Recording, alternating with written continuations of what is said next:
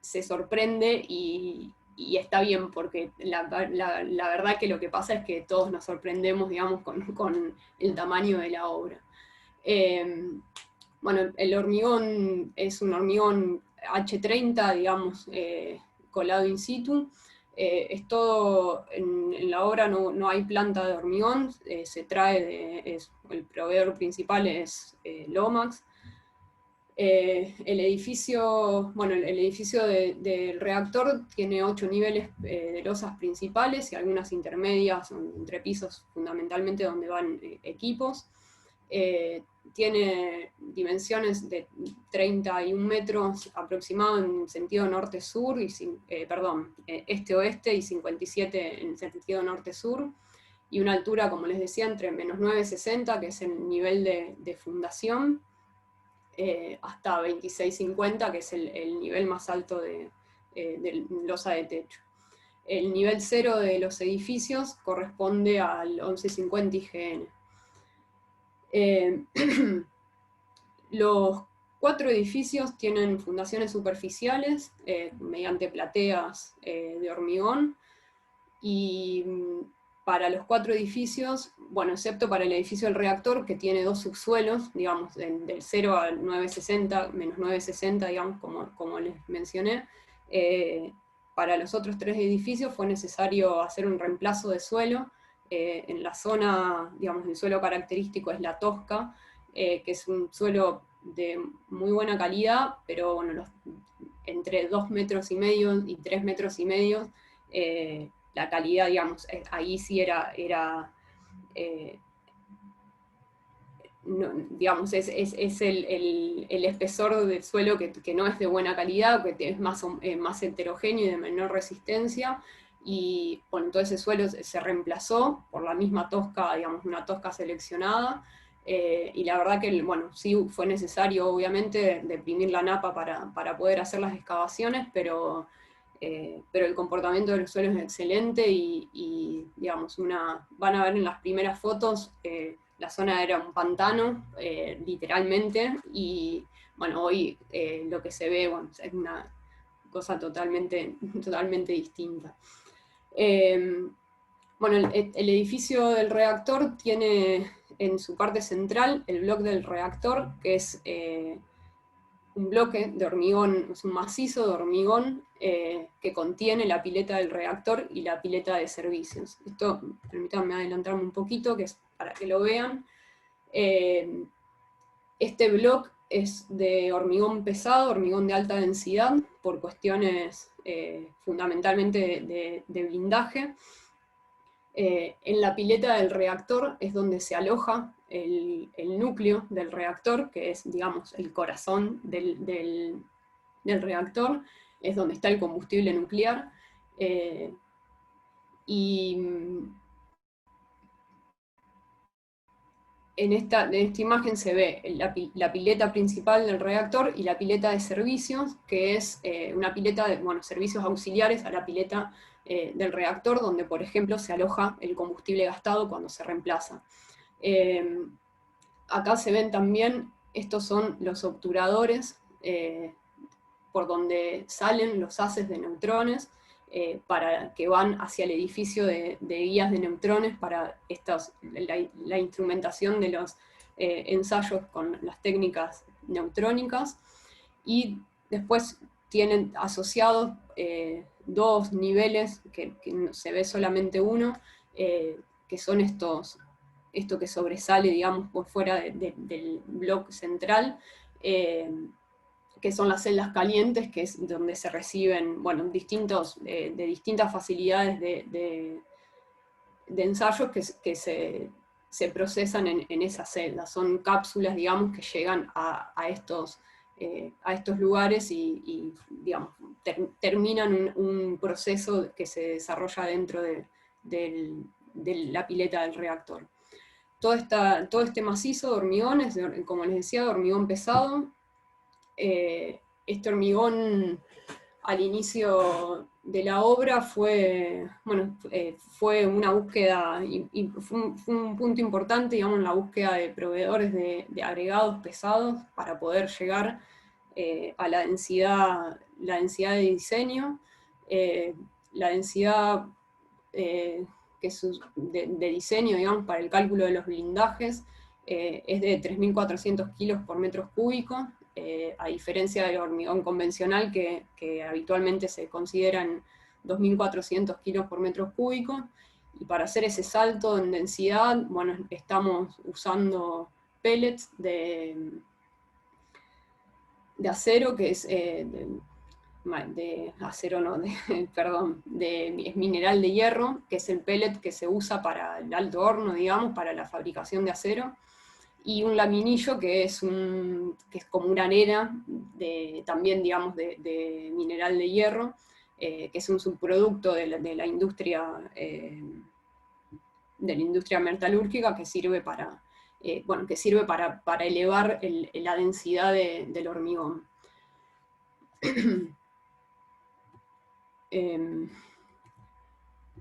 Vuelvo un poquito para atrás.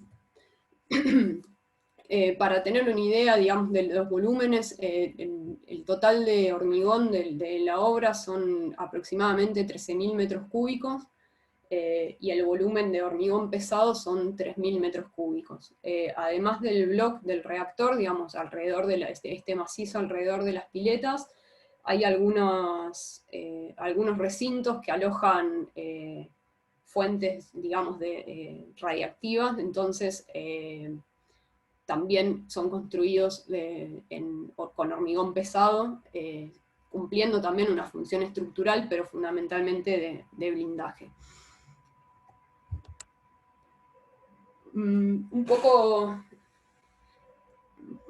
aburrido, porque no se ven, no se ven todavía las fotos, pero para los civiles, pues esto es algo que, bueno, yo había trabajado como antes de entrar en este proyecto, en proyectos de ingeniería geotécnica y, bueno, estudios de suelos, y también por mi cuenta había hecho cálculos estructurales, y cuando entré, digamos, a este proyecto y empecé a trabajar, o sea, todavía en la etapa de ingeniería, en la revisión del proyecto, digamos, por parte de INVAP,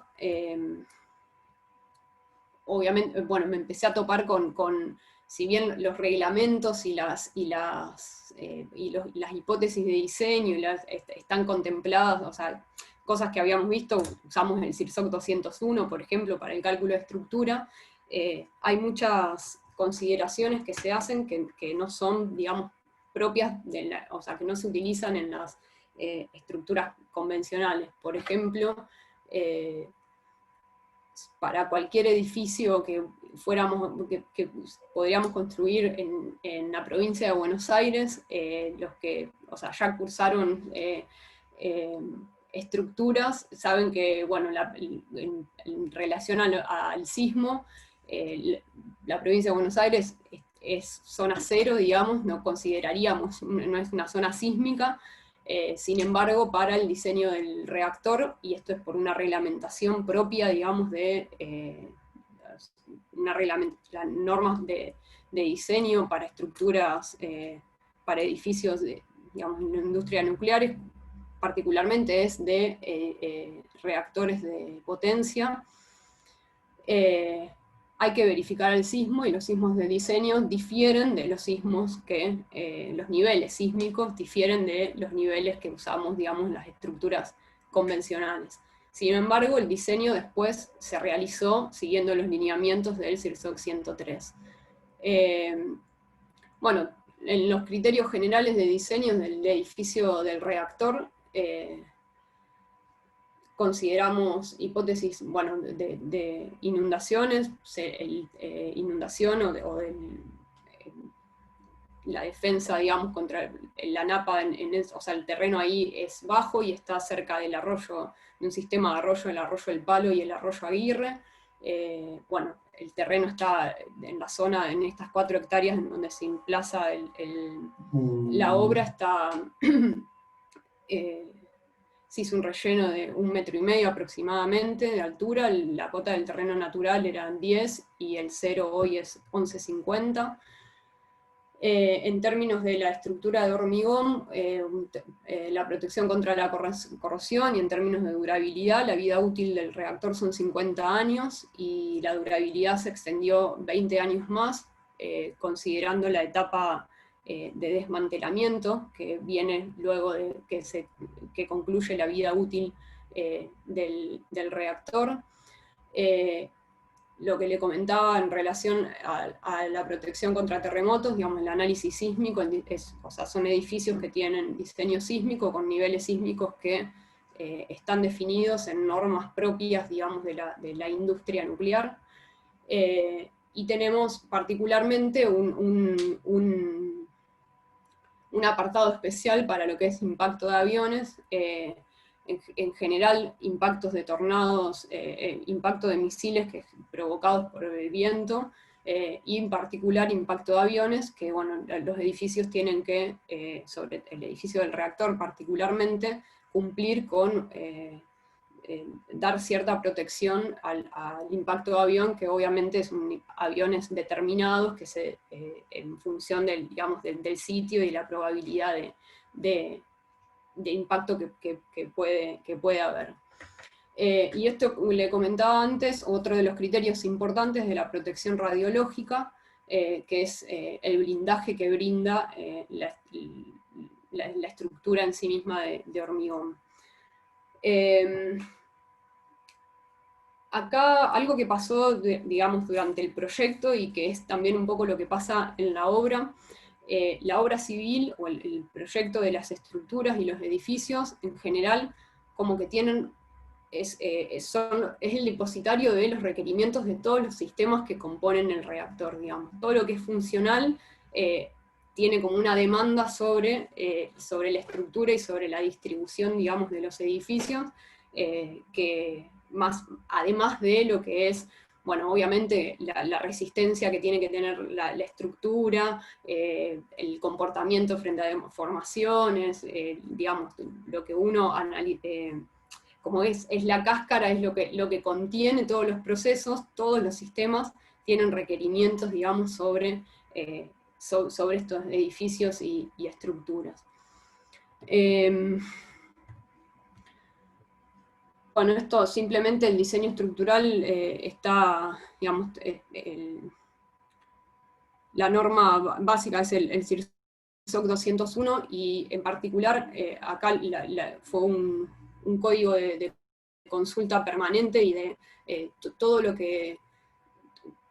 que quedaba fuera del CIRSOC 201, por ser particularmente, digamos, hipótesis y condiciones propias, digamos, derivadas de ser un reactor, digamos, de investigación, fue contemplado utilizando el código, el ASI 349, que es para estructuras, digamos, particularmente habla más de reactores de potencia, que son las centrales nucleares, digamos, los reactores de producción de energía, pero bueno, todo lo que nos queda fuera, digamos, del CIRSOC 201, se siguieron los lineamientos del ASI 349.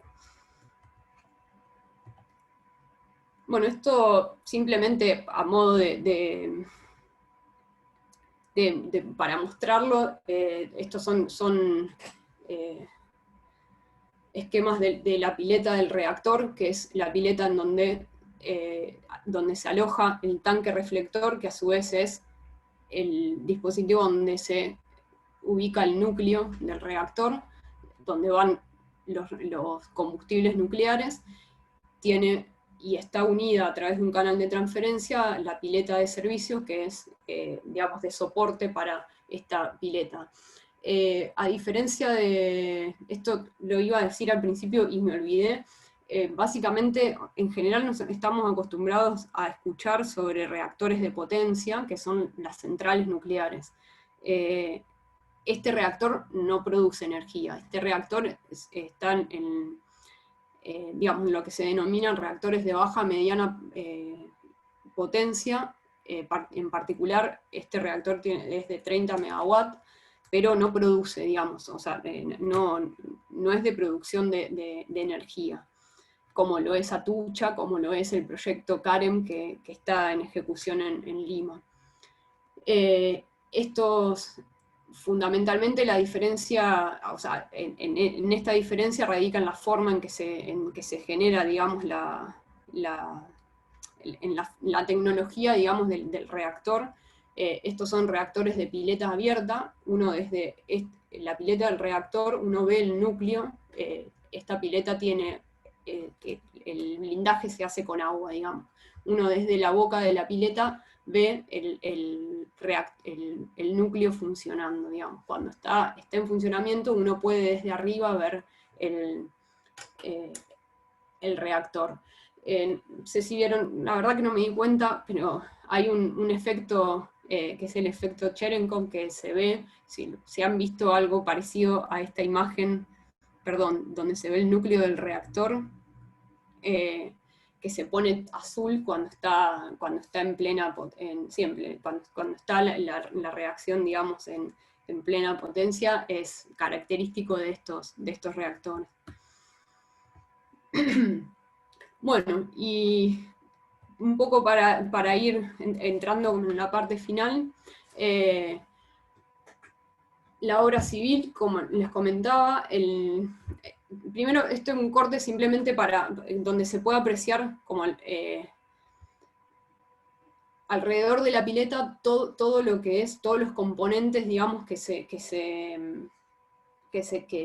van unidos a esa pileta, y la obra civil, digamos, envuelve todo, o sea, todos los tabiques, todas las losas envuelven todos estos componentes. Un poco se va a ver ahora en las fotos. La obra comenzó en marzo del 2016, como les decía. El predio era un bosquecito hermoso, y para llegar ahí hubo que, digamos, abrir camino a través de ese bosquecito y llegar empezar a trabajar desde el movimiento de suelo. En diciembre del 2016 ya estaba avanzada la excavación para el edificio del reactor, que, como les comentaba, tiene 2 niveles de subsuelo. Ahí se ve, digamos, los cortes de la excavación. Realmente nunca tuvimos problemas con los taludes de la excavación, y menos el fondo. Todo sí se utilizó un sistema de presión de napa que alrededor de la excavación. En marzo del 2017, la platea se estaba ejecutando, o sea, toda la armadura de la platea de fundación. El edificio del reactor está fundado en una platea de 80 centímetros de espesor. Tienen doble capa de barras del 25 cada 20 centímetros. Es una armadura bastante... una cantidad importante. Y el primer hormigón del reactor fue en mayo del 2017, con el hormigonado en una sola etapa de esta platea de fundación. Es algo que no comenté,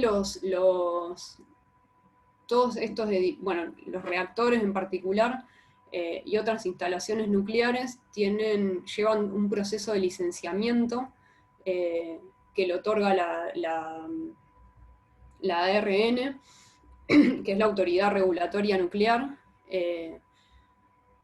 Ese proceso de licenciamiento fue desarrollado durante el desarrollo de la ingeniería, y el proyecto REA10 consiguió la licencia de construcción previo al inicio de la construcción. En general es un hito muy importante porque suele venir después de que empieza la construcción, digamos, de estas instalaciones. Pero bueno, una de las restricciones más importantes es que no se puede hormigonar nada del edificio principal hasta no poseer esa licencia. El RA10 tuvo la licencia con anterioridad al inicio de la obra, y realmente es un hito importante. Bueno, como les comentaba, el edificio del reactor es principalmente un sistema de tabiques de hormigón de distintos espesores. hormigón armado. Acá en julio de 2017 se ve el primer nivel de tabiques entre el nivel inferior en menos 880 a menos 6. Perdón, la otra, en paralelo empezó a avanzar la excavación. Bueno, la excavación, esto ya es el relleno para la platea de fundación del edificio de guías de neutrones. Como en esta parte, en esta parte, no sé si alcanzan a ver, como todavía estaba la excavación obviamente abierta del edificio del reactor, la platea del edificio de guías empezó a hacerse, digamos, se hizo una primera parte y después cuando se cerró la excavación del edificio del reactor se completó, porque son, digamos, comparten el nivel cero, los 4 edificios comparten el nivel cero, y en particular el edificio de guías y el edificio del reactor están unidos porque a través, digamos, comparten las guías de neutrones que se generan en el núcleo, en la pileta del reactor y llegan hasta el edificio de guías de neutrones. En agosto de 2017 comenzó a armarse bueno, en julio empezó a armarse la losa del nivel menos 6, es la losa del segundo o del primer subsuelo. Esta losa particularmente, lo que la caracterizó era la gran cantidad de embebidos, de cañerías embebidas en su interior, y bueno, eso hizo, digamos, se puso de manifiesto en esta parte de la estructura las múltiples interfaces entre el montaje electromecánico y la obra civil. Ahí hay una coordinación diaria, digamos, de los trabajos entre la contratista de obra civil, INVAP, que es el encargado del montaje y provisión de todos los equipos. En esta foto se ven, esto es cañería, hay mucha cañería de acero inoxidable, hay mucha cañería de... no me acuerdo con precisión cómo es el plástico, pero digamos esto es un plástico. Pero bueno, hay muchas, en muchos casos la precisión de la ubicación es muy importante y de ciertos embebidos, y bueno, lleva un trabajo de coordinación muy intenso y muy interesante también. En diciembre del 2017 se hormigonó en 4 etapas, se hormigonó el 60% de la platea del edificio de guías. Particularmente, la particularidad que tiene esta platea es que tiene 1,40 m de espesor, que es esta altura. Tiene 4 capas de armadura de hierro del 25, con una distribución cada 20 centímetros. Realmente es una cuantía muy importante, y esta platea tiene esas características porque los instrumentos que son los que se utilizan con los haces de neutrones son instrumentos generalmente grandes y pesados, y además tienen una carga importante que es por el blindaje que se coloca alrededor de los instrumentos, y en contrapartida de esas cargas concentradas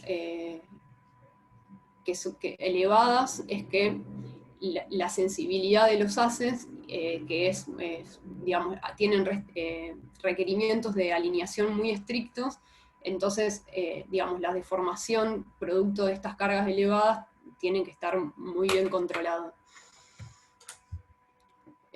Bueno, en la foto de la izquierda, febrero del 2018, empieza a armarse la losa del nivel 0. En la foto de la derecha abajo, abril del 2018, una vista panorámica que empieza a verse la platea de fundación del edificio auxiliar. El edificio auxiliar es un edificio convencional, digamos, una estructura convencional de hormigón armado y paredes, cerramientos de mampostería. Y se ve al sur se ve el cuadriculado que es la malla de puesta a tierra del edificio de servicios.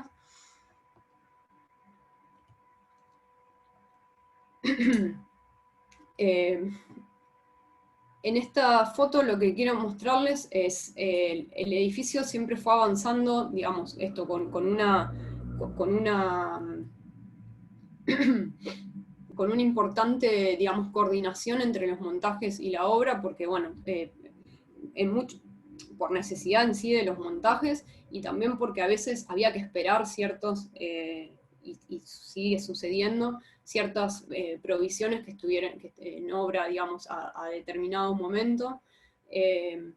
Particularmente acá, esta es la losa del nivel 0, que en este sector que está hormigonado es de hormigón pesado, por cuestiones de blindaje, eh, digamos, por los procesos que se desarrollan en -6, para poder, digamos, habitar ese nivel 0, fue necesario ese blindaje con hormigón pesado. El espesor de esa losa es de 1 metro. Y particularmente acá en el centro, si bien no sé si se alcanza a ver con mucho detalle, venía creciendo el bloque del reactor, y este es el lugar en donde se apoya la pileta del reactor. Todo ese bloque, digamos, la ingeniería estaba muy bien definido, digamos, definido sin ninguna,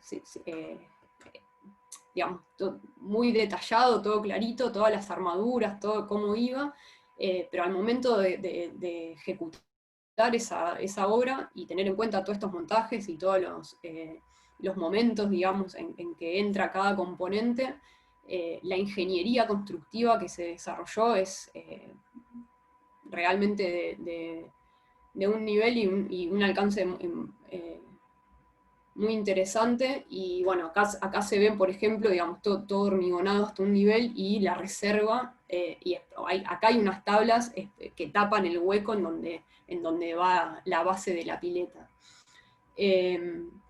Y acá, en esta parte, hay una, que en otras fotos se va a ver, la reserva que queda en -6 para montar tanques, digamos, que fueron los componentes que ingresaron tempranamente, los grandes componentes que ingresaron tempranamente a la obra.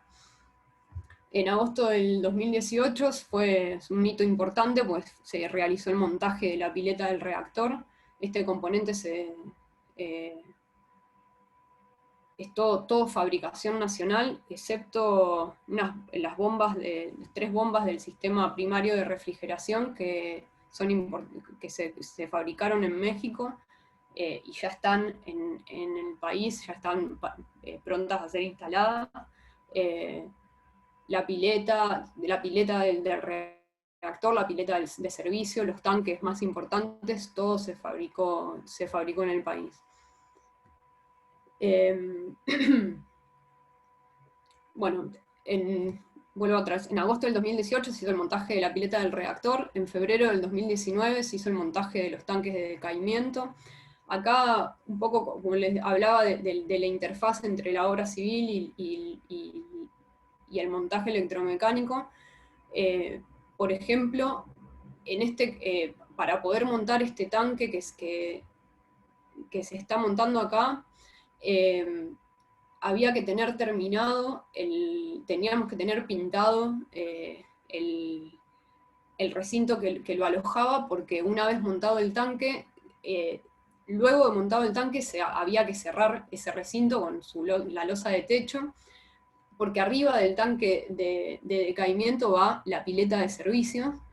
Y bueno, ahí hubo que apurar la pintura, la terminación superficial de todo ese recinto. Obviamente hubo que hacer un cerramiento temporal para poder pintar y generar las condiciones para poder hacer esa pintura. Todas cuestiones, digamos, de coordinación de obra nada, que se van resolviendo, digamos, y que se van dando, y que es realmente un desafío, digamos, permanente, porque hay que coordinar todos esos tiempos y trabajos, y todos tienen su dificultad, pero bueno, hasta ahora la verdad es que el desarrollo es muy bueno, y digamos, creo que hasta hoy no tuvimos que demoler nada de lo construido, así que eso yo creo que es un avance importante. En esta foto se ve el montaje de la pileta de servicios. En todo momento la obra civil planifica las etapas de construcción en función, digamos, de estos montajes. Bueno, acá llegando, digamos, ya a los últimos avances importantes, en diciembre del 2019 ya estamos ejecutando la losa del nivel +8. Acá empieza a haber, sigue habiendo mucha interferencia, digamos, mucha interfaz en lo que es el block y el hormigón alrededor de las piletas. Ya es un poquito menos engorroso el trabajo en el resto del edificio. Y en diciembre, bueno, en diciembre del 2018, para fin de diciembre del 2019, perdón, la obra quedó, digamos, terminamos el año con el nivel +8, tanto en hormigón convencional como el block en hormigón pesado concluido. Para marzo, bueno, estas son fotos de marzo de 2020, que fue, bueno, lamentablemente el último mes que trabajamos hasta mediados de agosto que se retomó la obra. Acá se ve el edificio de guías, al que le falta la cubierta metálica, que cierra, digamos, este edificio. Acá se ve el búnker de guías, que es donde salen, digamos, las guías de neutrones. El edificio auxiliar, que está terminada la estructura y están ejecutándose todos los cerramientos con mampostería. Y el edificio de servicios, que era el más relegado, ya está prácticamente, están trabajando todo a nivel de la losa de cierre en nivel +5. Este es un edificio de una sola planta. Bueno, hasta ahí el repaso por la obra, y un poco como cierre y para contarles, digamos, de mi trabajo ahí. Esto, bueno, claramente es una obra civil y por eso hay trabajos de ingenieros civiles, pero que no es una profesión, digamos, como muy común para lo que es la Comisión Nacional de Energía Atómica, porque la realidad es que, digamos, es la especialidad que menos requerida, por decirlo de alguna manera, en la CONEA. Obviamente que esta obra sí lo requiere, el proyecto sí lo requiere. Como ingeniera civil, en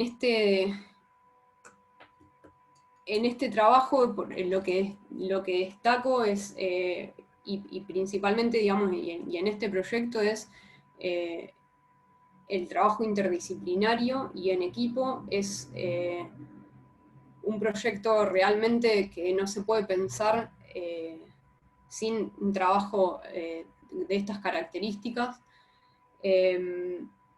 Yo cuando entré al proyecto no sabía lo que era el hormigón pesado, lo confieso, no lo había visto, no había sentido hablar del hormigón de alta densidad en la facultad, y lo primero que leo cuando empiezo a revisar la ingeniería de detalle fue la ingeniería básica hormigón pesado. Y bueno, a estudiar. Terminé haciendo los pliegos para comprar las especificaciones técnicas y los pliegos para comprar el mineral de hierro para poder fabricar, digamos, para poder producir el hormigón pesado. Y trabajé con laboratorios, trabajamos con el INTI en un momento, ensayando muestras de agregados minerales pesados. Trabajé también con otro laboratorio, un laboratorio privado que fue un prestador de servicio importante en el proyecto, en el inicio de la obra. Sí que algo que destaco, digamos, de este proyecto es ese trabajo interdisciplinario y en equipo y el aprendizaje continuo. La verdad es que siempre hay algo nuevo, siempre hay una primera vez eh, digamos, siempre surgen cosas nuevas y que hay que aprender a resolverlas. Por supuesto que la formación en la... eh, de ingeniera, obviamente que sirve y es la base fundamental, y creo que, digamos, mi paso digamos, yo salí de la facultad con herramientas sólidas y muy importantes para poder desempeñarme, digamos, en este rol, pero fundamentalmente, digamos, pero también, digamos, obviamente siempre hay que salir a buscar, digamos, y seguir formándose y seguir aprendiendo a medida que van trabajando. Eh, la segunda pregunta, como disparador, que me lo puse para mí, es cómo cambian las tareas según el avance del proyecto.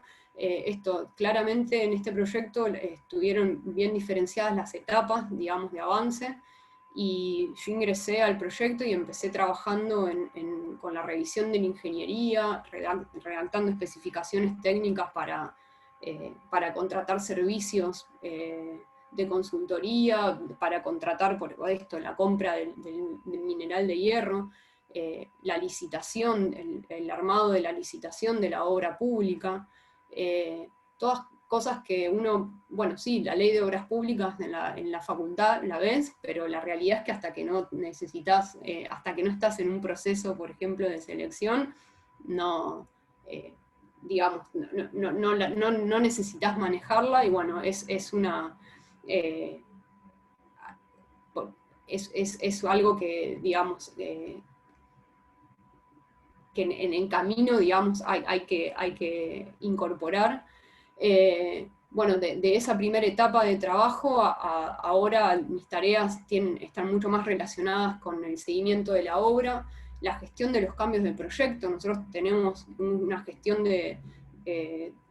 digamos, el seguimiento de calidad del manual de calidad del proyecto, eh, y como tenemos, fundamentalmente porque tenemos esta licencia de construcción que nos habilita a construir lo que está aprobado y no otra cosa, la gestión de cambios de ingeniería es muy importante, digamos, y no es burocracia, digamos, no solo es burocracia, realmente tiene un sentido práctico importante.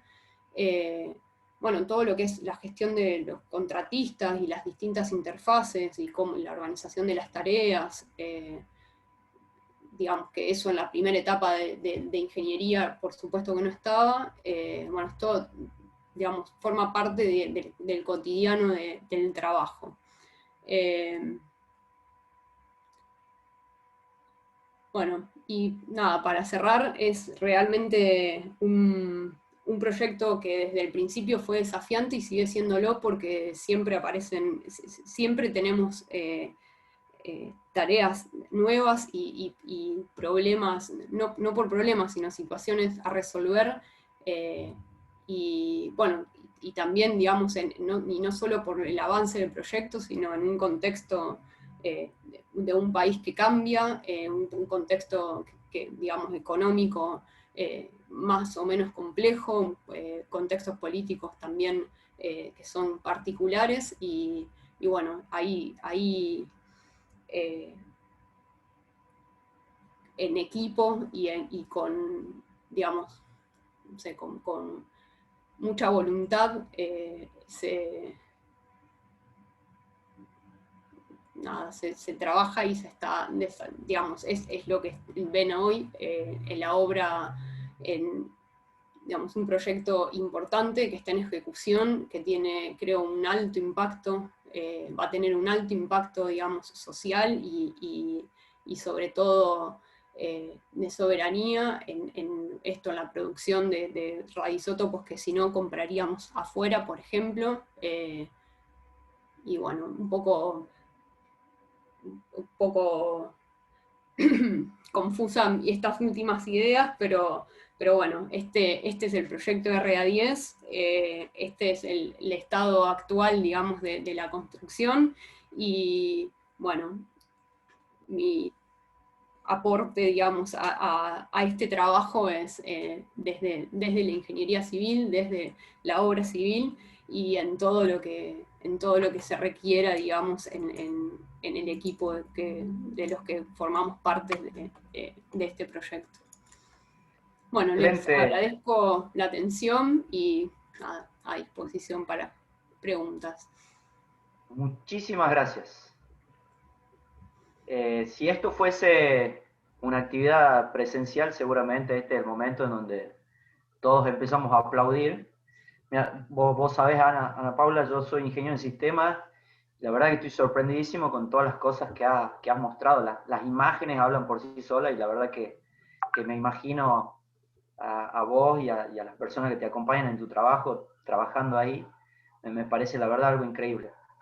Tenemos muchísimas preguntas.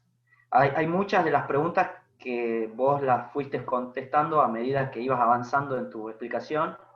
Eh, pero ahora me toca darle la palabra a Sofía Carrizo. Ella se presenta y empieza a hacerte algunas preguntas que vamos a ir eligiendo. Buenísimo. Bueno, buenas tardes. Primero que nada, felicitarte. La verdad que yo soy estudiante de Ingeniería Civil y es un enorme placer escucharte, tanto desde lo técnico como desde tu experiencia formando parte de este equipo, ¿no? Y muchas veces creo que las preguntas son, bueno, ¿cómo hacemos para llegar a una obra tan grande? Y la verdad que nada, las has respondido y es magnífico escucharte. Primero que nada, agradecerte a vos y agradecer a Integración Graduados por darnos la posibilidad, tanto a estudiantes y a la organización de Franja Morada de Integración, que nos dieron los graduados nos han dado la posibilidad de poder compartir con estudiantes de distintas regionales e incluso de distintas universidades esta charla. Así que muchas gracias a todos. Te voy a leer algunas de las preguntas, sobre todo técnicas, porque bueno, las otras las has respondido en esta última etapa, pero bueno, van algunas. Pablo te pregunta acerca de si el propósito de la construcción del RA10 fue reemplazar el RA3 debido a sus años, a los años que llevaba en marcha, o debido a que se construyó, aparte de el 10% de radioisótopos, y si brinda alguna cosa puntual. Digamos, dentro de los objetivos específicos está el reemplazo del el RA3, pero digamos, es como una partecita que justifica la construcción del RA10. Por otro lado, la demanda creciente, digamos, lo más importante es que la demanda creciente de radioisótopos no podía ser, ya digamos, las instalaciones que tiene la Argentina hoy no darían abasto, digamos, para satisfacer esa demanda, y porque a nivel mundial, digamos, hay una oportunidad para ofrecer digamos, o sea, hay un mercado abierto para insertarse, digamos. Y por otro lado, o sea, la parte de producción es una pata, digamos, de este reactor, porque todas las facilidades de investigación que aporta, digamos, que también son importantes. El RA3 es únicamente, exclusivamente de producción, digamos. El RA3 no tiene facilidades de investigación, o por lo menos, digamos, no tiene ese objetivo. No conozco en detalle, digamos, las tareas que se llevan a cabo en el RA3, pero, digamos, fundamental, es una instalación muchísimo más chica, digamos. No sé si contesto, Pablo, tu pregunta.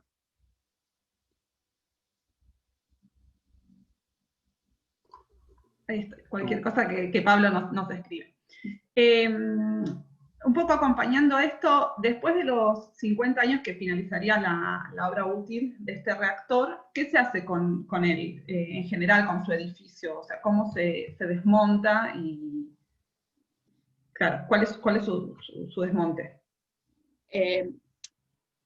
aclaro que no es, digamos, un área de la que sepa, digamos, en la que tenga conocimiento ni siquiera para el diseño. La realidad es que, digamos, en principio es necesario definir la vida útil para poder definir ciertos parámetros para el diseño. La realidad es que, y qué es lo que estuvo pasando últimamente, por ejemplo, con la central de embalse en Córdoba, que hubo todo un proceso de extensión de vida útil en general lo que se hace es actualizar ciertas tecnologías que quedan obsoletas, bueno, obviamente se reparan o se acondicionan partes de las estructuras de los reactores, no únicamente, no hablo particularmente o en exclusivo de la obra civil, y permiten, digamos, seguir operando en condiciones seguras y eficientes, porque si no, no tiene sentido. Por eso se define acá una vida útil de 50 años y un proceso, digamos, para el desmantelamiento de la planta de 20 años. En general, lo que entiendo es que la cuestión más importante a resolver es el decaimiento de la radioactividad, digamos, de las estructuras que quedan, entre comillas, contaminadas. Pero sí, por ejemplo, hay un plan, porque hay que, digamos, todo lo que se desmantela hay que disponerlo digamos, toda la basura, ¿sí?, que se genera, hay que disponerla siguiendo ciertos protocolos, porque son, digamos, materiales irradiados. Pero los procesos de desmantelamiento acompañan, digamos, los manuales, o sea, junto con los manuales de operación que se están desarrollando ahora, después hay manuales y protocolos para el desmantelamiento de la planta, digamos.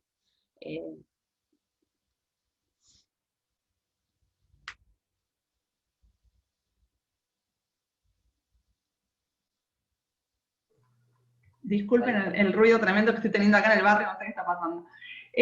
Respecto a el encofrado que se utilizó, ¿se trabajó con madera o encofrado antideslizante? Es todo encofrado provisto por ULMA.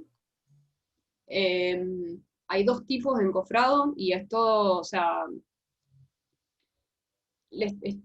digamos, para el hormigón convencional, no el hormigón que no es el hormigón pesado, digamos, encofrado, sí, chapa, y en muchos casos, como por la cantidad de embebidos que hay, digamos, hay mucho recambio, digamos, de las tablas, porque hay muchas placas embebidas que van pegadas, digamos, al encofrado, que se replantean en el encofrado y se colocan o sea, así que hay, bueno, y los embebidos y las cañerías que atraviesan los encofrados, o sea, es bastante artesanal en toda esa parte, pero son encofrados, digamos, bueno, todos provistos por ULMA. Y para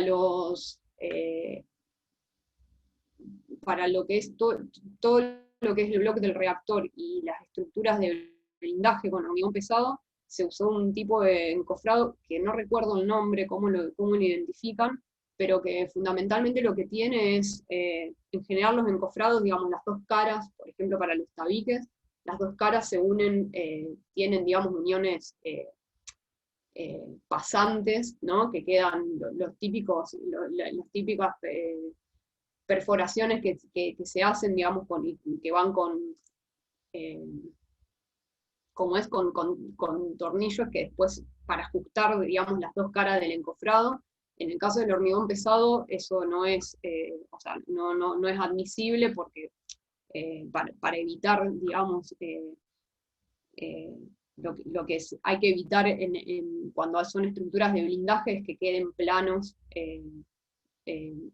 digamos, como fisuras planas, entonces que no haya justamente, que no haya una visual desde la fuente hacia el lugar donde tiene que estar protegido.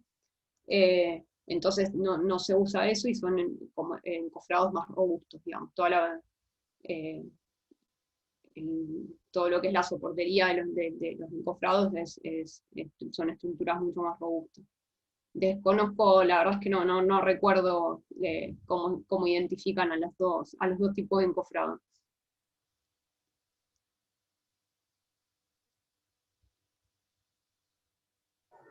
Bárbaro. Ahora vamos a salir un poquito de las preguntas técnicas y te queríamos hacer algunas preguntas un poco más de ingenieros e ingenieros, sobre todo de la UTN. Silvio Brezán, saludos para Silvio Brezán, es ingeniero civil de la UTN de Buenos Aires. Él te pregunta que seguramente estuviste en contacto con ingenieros formados en otras universidades. ¿Cómo sentiste vos tu formación en la UTN con respecto a ellos? ¿De qué universidades? No te entendí la primera parte. Perdón, te repito, que seguramente vos estuviste en contacto con ingenieros de diferentes universidades y cómo notás tu formación respecto a tu formación en la UTN respecto a ingenieros de otras universidades.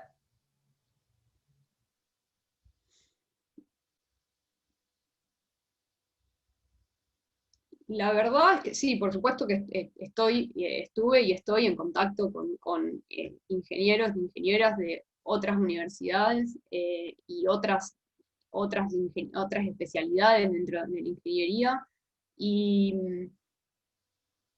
creo que hay como distintas improntas de cada facultad, incluso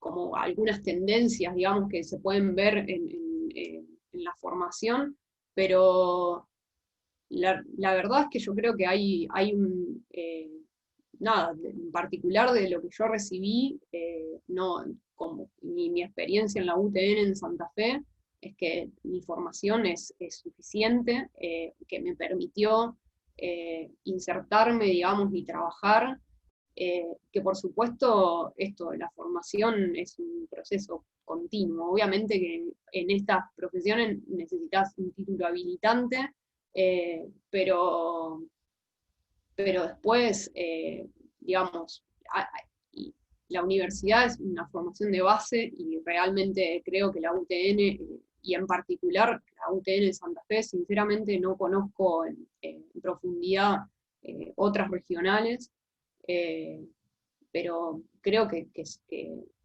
son formaciones sí, suficientes, digamos. No he sentido, no he vivido situaciones en donde diga, o sea, ni que sea un nivel superior ni inferior, digamos. Bueno, de hecho, particularmente mis compañeros, tengo dos compañeros civiles y uno, bueno, igual es formado en la UBA, y otro compañero que es formado en la UTN, en la Regional Avellaneda, y es graduado reciente, digamos, de la facultad, o sea, tiene 2 años, y nada, la verdad que hablamos el mismo idioma.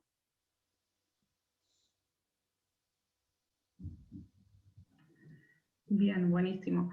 2 preguntas más. Bueno, Gastón Cader dice que fue un placer escuchar la exposición y que le gustaría preguntar dónde se limita la responsabilidad que te toca como ingeniera civil, o sea, en el sentido de condicionamientos del conocimiento que demanda esta obra. ¿Y cuántos ingenieros civiles están vinculados directamente a este proyecto? Bueno, esto voy a hablar un poquito mal de la CONEA. Como no es una especialidad, digamos, no somos nucleares y no somos físicos y no somos ingenieros de procesos, que hay muchos, ni ingenieros mecánicos, que también. Los civiles somos muy pocos dentro de la CONEA, eso es una realidad. Incluso mi incorporación al proyecto fue bastante tardía para el avance, digamos, del proyecto. Por la especialidad, no por mí, y nada, pero evidentemente, digamos, la realidad es que la CONEA no se caracteriza por hacer obra pública, digamos, que es donde por ahí tendría más más injerencia la especialidad, pero hay ingenieros civiles, hay también arquitectos y arquitectas. De hecho, en el equipo de inspección, el jefe de inspección es arquitecto, y bueno, en el proyecto ingenieros civiles somos 3, y que es el director de obra, yo y mi compañero de oficina, digamos, de la oficina de ingeniería civil, y actualmente forma parte del grupo de operadores en formación, que son los futuros operadores del reactor, que es un plantel que está en formación hace ya unos años, que hay distintos niveles, digamos, de operadores, y que se incorporó en este momento, bueno, hace unos meses, se incorporó como colaboradora del área, es otra compañera, digamos, también ingeniera civil. Pero bueno, sí, somos pocos. Había una parte de la pregunta respecto a las dificultades, si me lo repetís. Sí. ¿Hasta dónde llegaba se limitaba la responsabilidad que te toca como ingeniera civil? En el sentido del condicionamiento de los conocimientos. En realidad,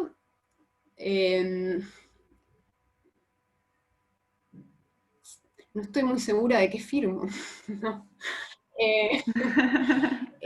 Nosotros, o sea, la CONEA no es proyectista, digamos. No, en ese sentido, no sé si va en ese sentido, digamos, la pregunta, y tampoco somos constructora, así que por lo tanto, digamos, en términos de la responsabilidad en la obra, digamos, como legal, digamos, no hay, o sea, no está en juego mi matrícula, por ejemplo. Y como proyectistas también, o sea, CONEA no es proyectista, al menos de esta parte, sí tiene, digamos, está a cargo del desarrollo, digamos, de la ingeniería, del diseño de algunos componentes, pero no de las estructuras de los edificios. En términos de alcance, digamos, de la especialidad, de los conocimientos, nada, lo que no se sabe se investiga, porque no hay, digamos, en ese sentido no hay, por nombrar algunos casos particulares. Durante el desarrollo de la ingeniería de detalle, teníamos algunas discrepancias en cuanto al diseño de las fundaciones de los edificios. Y yo tenía experiencia, digamos, en ese rubro, y yo sabía que, o sea, lo que no me convencía y lo que no, y que había que, digamos, que se podía modificar. Pero yo, digamos, por el alcance de mis responsabilidades, yo no iba a hacer ese proyecto, yo no iba a hacer ese diseño, digamos, esas verificaciones. Y se contrató, en ese caso, digamos, mi responsabilidad fue hacer las especificaciones para contratar fueron 2 servicios de consultoría externa para tratar el tema específico de las fundaciones de los edificios. Y por supuesto después, digamos, las recomendaciones sobre los informes obtenidos, digamos, las recomendaciones hacia el proyectista o las decisiones que toma la CONEA como dueño del proyecto para avanzar. En ese momento estábamos a punto de salir era el momento de presentar la licitación y frenar, digamos, esa presentación digamos, por encarar un cambio importante que iba a llevar discusiones con el proyectista muy importantes. Podría haber significado que la obra no se pudiera licitar en ese momento. Bueno, se resolvió más adelante, digamos, con la información, digamos, obviamente estudiando el tema, con la información en la mano, se decidió resolverlo, digamos, se resolvió el problema más adelante. Después, por supuesto que, bueno, eso, y en términos de responsabilidad, y de conocimientos, lo mismo, o sea, como ese caso particular, o digamos, en general pasa así, digamos. Si es civil, yo lo tomo y lo estudio. Digamos, es una cosa así. Lo que no se sabe, se investiga. Esa sería la dinámica. Buenísimo, es muy importante saberlo eso, porque es lo que muchas veces nos genera miedo como estudiantes, el saber, pensar que no vamos a saberlo. Bueno, mira, cuando un comentario en relación a eso, porque está bueno, cuando hace 2 años se incorporó al equipo, digamos, ingeniero civil, que es graduado, digamos, hace 2 años, más o menos, me mata Fede porque no me acuerdo, que perdón. Cuando empezó, digamos, las primeras salidas a la obra, yo todavía no estaba permanente acá en la obra, y viajaba periódicamente, pero bueno, él inició, digamos, su experiencia, yo digamos, no estaba todo el día, todos los días con él, y las primeras visitas, o sea, las primeras recorridas de la obra, y él me decía que, dice, yo nunca estuve en una obra tan grande, y yo tampoco. Para mí también es la primera vez que estoy en una obra tan grande. Y nada, se aprende, realmente se aprende, digamos. Obviamente que hay lugares donde hay más oportunidades, hay gente más dispuesta a brindarse, digamos, para aprender, eh, para resolver las cosas, no sé, realmente en equipo. Hay momentos también, digamos, dentro del mismo grupo que propicia más intercambio, pero nada, ¿sabes? Hay que animarse y caminar. Y la realidad es que una de las cosas que después de un tiempo de trabajo tuvimos evaluaciones, digamos, internas de desempeño, y una de las cosas, digamos, sobresalientes en la evolución, digamos, por ejemplo, de Fede fue que realmente la confianza que había ganado. Al principio caminaba con miedo de la obra, y ahora es la obra en la que él trabaja, digamos. Y las herramientas las puede, o sea, tenía herramientas disponibles, y las que no tenía las desarrolló, digamos, y eso está bueno, y le pasa a todos. O sea, yo también, la primera, o sea, yo cuando entré al proyecto, es lo que dije hace un momento, leo hormigón pesado y digo, ¿qué es hormigón pesado? Claro, todavía el miedo era más chico porque no había nada construido y no había ninguna obra en marcha, pero digamos, cuando están los papeles todavía es un poquito menos arriesgado. Cuando ya está construyéndose, y bueno, sí, a veces da un poco más de miedo, pero nada, sí. Claro, totalmente. Bueno, Se hay aprende. millones de preguntas, la verdad que de técnicas, no técnicas. Nombro algunas personas quizás para agradecerles por preguntar, Aragón Lucas, Francisco Calderón, Luciano de la Vega, Gastón, Matías Morales, Enrique Licardi, bueno, Francisco, hay muchísimas preguntas. Una última que quizás acompañaba un poco el título, ¿no?, de la charla que le dimos, es desde tu experiencia como mujer ingeniera, ¿cómo es trabajar en una obra de tal magnitud, ¿no? Enfrentarte a esa situación, y si forman parte otras mujeres de este proyecto. Bueno, sí tengo compañeras ingenieras y compañeras, digamos, en áreas técnicas, y áreas que no son técnicas. En general hay una composición, y esto no es exclusivo de este proyecto, digamos, en la CONEA, una distribución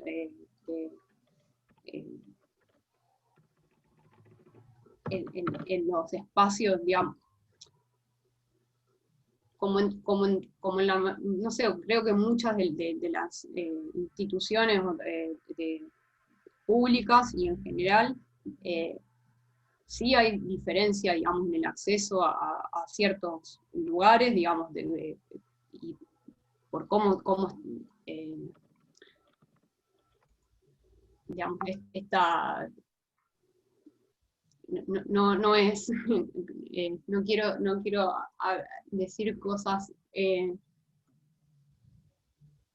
digamos, hay un acceso diferenciado, digamos, a ciertos lugares bueno, porque todavía, digamos, hay una distribución como más machista, digamos, de los cargos. Las instituciones siguen siendo, si bien creo que hay una oleada, digamos, de cambio, pero creo que todavía hoy hay una, siguen siendo, digamos, machistas, y donde hay predominancia de hombres sobre mujeres en determinados puestos. En particular en el proyecto, esto sí hay ingenieras en los cargos, digamos, en áreas técnicas. En la obra, salvo, bueno, estoy yo y la responsable de medio ambiente, y no quiero equivocarme, y bueno, y en higiene y seguridad. Después, digamos, las mujeres que hay son digamos, en puestos administrativos y en compras.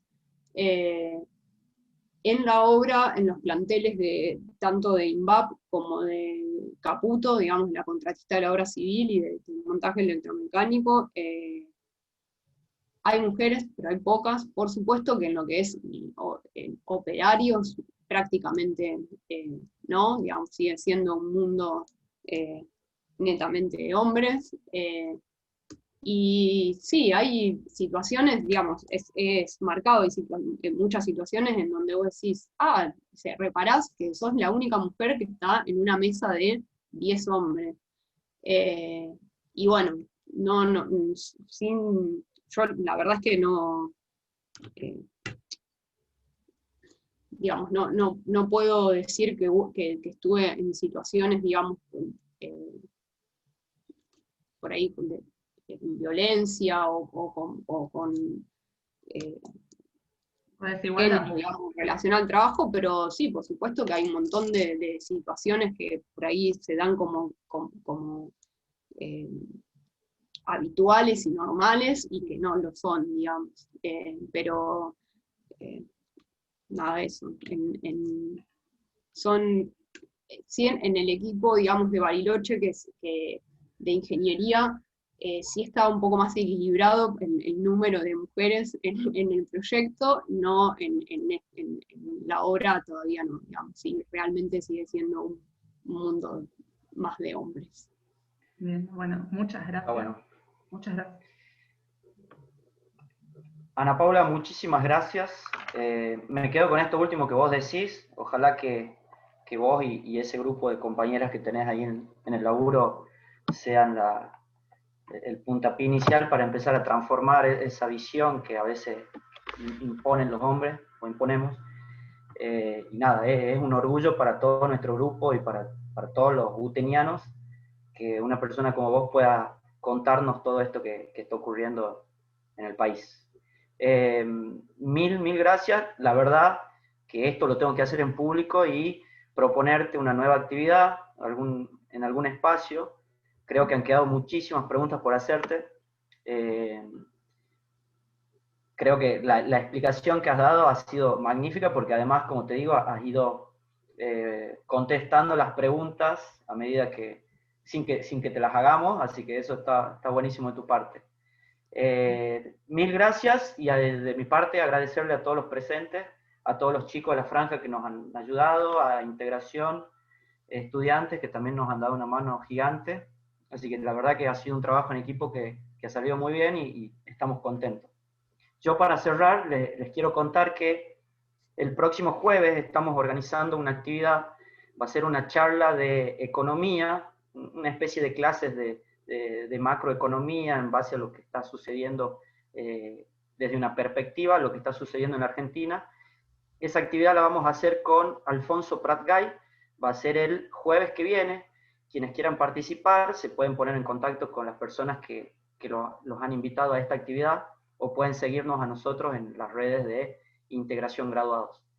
Bueno, la idea es que brindar una oportunidad a todos los presentes para que puedan seguir sumándose a estas actividades que la verdad que están muy buenas.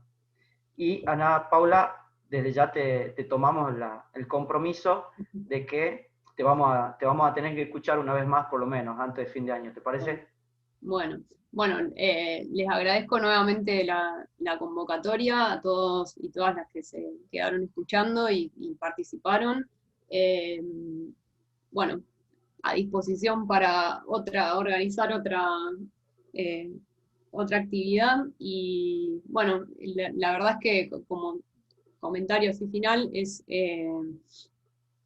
está bueno saber que nada, transmitir la experiencia sirve sobre todo para animar y para nada, como contar eso, digamos. Somos personas, acá no hay ni genios ni nada, o sea, como súper iluminados, hay mucho trabajo, y ese valor es importante transmitirlo. Anímense a los que están ahí dudando de cómo hacer las cosas, hay que hacerlas y hay que caminar, digamos, y se va, la experiencia siempre suma. Ojalá que siga habiendo proyectos como este, y que sigan. Nosotros tuvimos en el 2019 un parate importante, 2018 incluso problemas con el presupuesto, y bueno, digamos, ojalá que estos proyectos y un montón de proyectos que son importantísimos para el desarrollo del país, y para el desarrollo de la ciencia y para el desarrollo de sectores clave, sigan teniendo lugar en las decisiones, digamos, de la política, y nosotros estemos a la altura, eh, para, para llevarlos adelante, desde las instituciones públicas, desde las empresas que participan en la construcción y en la ingeniería y en el desarrollo de los proyectos, que bueno, el valor del trabajo es muy importante. Bueno, Buenísimo. muchas gracias Sí, a todos gracias. ustedes y a Integración por convocarme. No, gracias a vos. Los saludo a todos desde acá, desde Tucumán en realidad. Les mando un beso a todos y nos vemos el jueves que viene a las 7 de la tarde. Chau a todos.